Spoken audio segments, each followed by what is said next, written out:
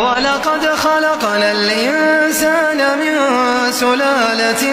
من طين ثم جعلناه نطفة في قرار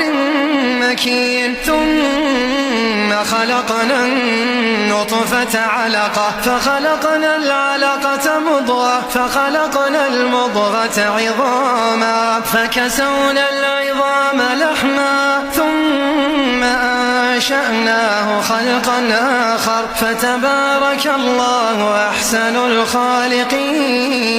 ثم إنكم بعد ذلك لميتون.